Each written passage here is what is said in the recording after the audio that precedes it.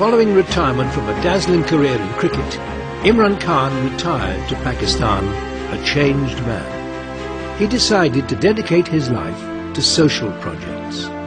It was way back in 1985. My mother died of cancer, and there was no cancer hospital to take her to. So the thought occurred to me that what happens to a common man? So that's when the idea came that you should have an institution where a poor man should not have to worry about the high cost of cancer treatment. Khan's popularity as a cricketer proved invaluable when it came to fundraising. Winning the World Cup meant that we had millions of rupees pouring in because people were so happy. The euphoria from the World Cup. We collected huge amounts of money which we badly needed to start the hospital. The hospital cost $22 million to build. It remains the largest charitable organization in Pakistan.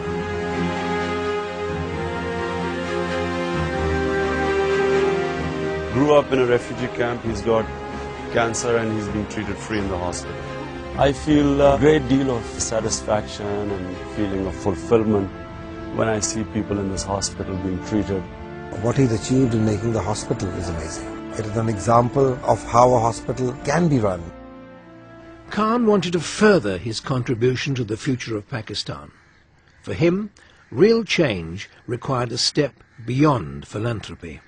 I realized that, we have this very corrupt, decadent ruling elite.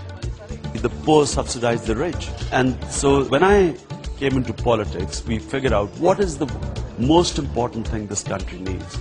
And we came to the conclusion that we need economic and judicial justice.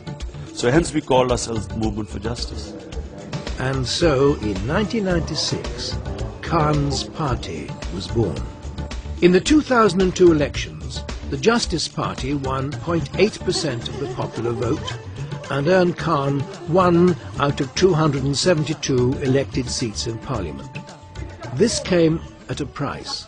Khan's commitment to politics left little time for married life.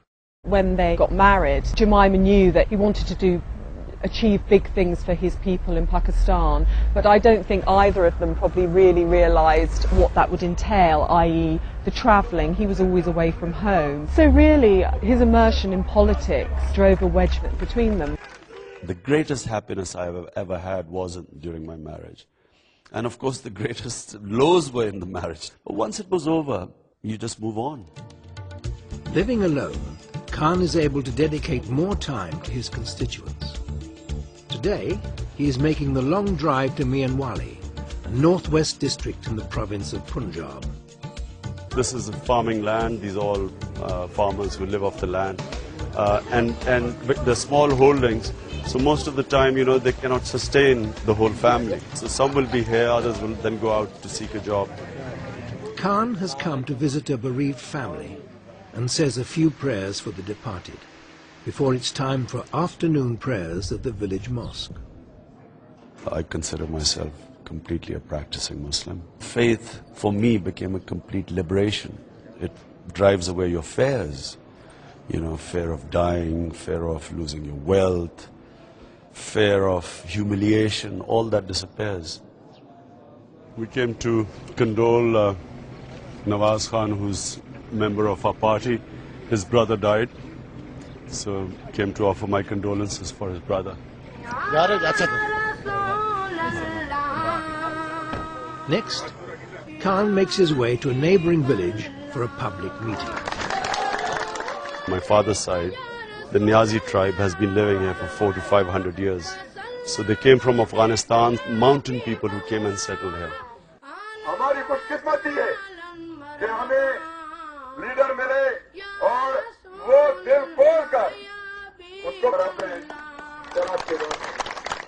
मैं उसकी हमेशा मुखालफत करूंगा, आखिरी दम तक इसकी मुखालफत करूंगा और आपके हलके का वाहिद सियासतदान हूं, आपके हलके का वाहिद सियासतदान हूं. They thought firstly after the elections they wouldn't see me. They didn't think what I had promised them I would go ahead and do it. And I think it's also above all the political stance. People are petrified to stand up against, the power, the people in power. And I think that also has earned the respect here.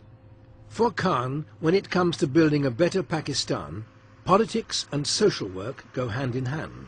In the middle of Mianwali, a new project is underway. That's the college. This is the salt range.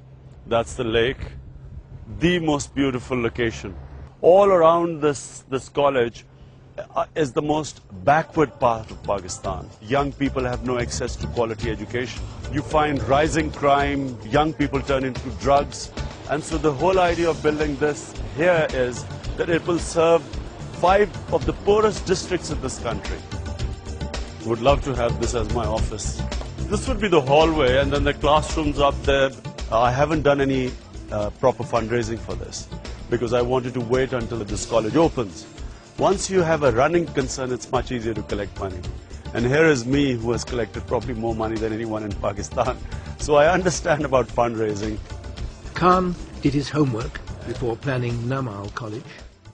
4 years ago, he became Chancellor of Bradford University in England. I thought Bradford, if I became the Chancellor, they'll help me, giving me all the technical support needed to set up this quality technical college, and then later, hopefully, into a proper technical-based university. Imran is clearly associated with many communities in Bradford, the nature of the student population we have. Harold Wilson, who was our first Chancellor, was the serving Prime Minister at the time. Imran's ambition is to be the second Chancellor of the University of Bradford, who is also a serving Prime Minister. Khan's political goals are gaining new momentum. In Part 3, Khan leads his party into the spotlight as a wave of nationwide protests bolsters his cause.